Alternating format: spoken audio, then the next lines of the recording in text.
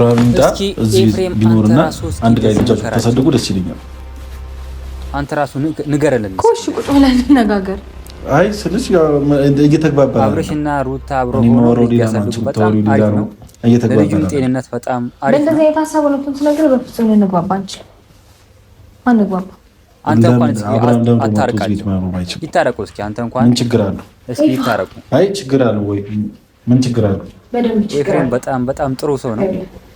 እኔ ነገር ስልሽ የኛንም ስሜት ተረዱና አንዳንድ የራሳችሁ ስሜት ብቻ ተረዱ።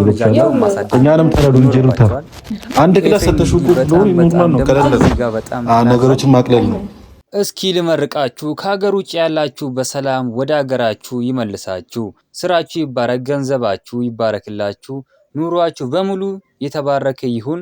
ሀገር ውስጥ ያላችሁ ስራችሁ፣ ትዳራችሁ የተባረከ ይሁን። ያሰባችሁት ነገር ሁሉ የተባረከላችሁ የተቀደሰላችሁ ይሁንላችሁ። ምርቃቴ ሁሉ ይሁንላችሁ። የጨረቃ ቤተሰቦች ለዚህ ቤተሰብ አዲስ ከሆናችሁ ሰብስክራይብ አድርጉ። እንግዲህ ሰብስክራይብ እያደረጋችሁ ቤተሰብ ሁኑ። ቪዲዮንም ላይክ እያደረጋችሁ ለብዙ ሰው እንዲደርስ አድርጉ። እንግዲህ ዛሬ ኤፍሬም ሩታና አብርሽን ለማታረቅ እንግዲህ መጥቷል ማለት ነው። በጣም ቅን የሆነ ወንድማችን ነው ማለት ነው።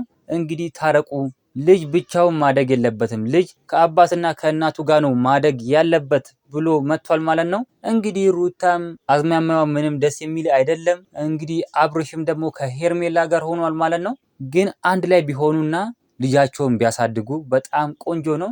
ልጁ መሀል መቅረት የለበትም።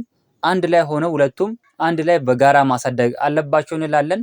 እንግዲህ እናንተ ማስተያየታችሁን ኮሜንት ላይ ጻፉልኝ። ለዚህ ቤተሰብ አዲስ ከሆናችሁና ቪዲዮ ለመጀመሪያ ጊዜ የምትመለከቱ ሰዎች አንዱ ሰብስክራይብ አድርጉ። በሌላ ቪዲዮ እስከምንገናኝ በያላችሁበት የዓለም ዳርቻ ሰላማችሁ ብዙ ይበልልኝ። ደህና ሁኑልኝ።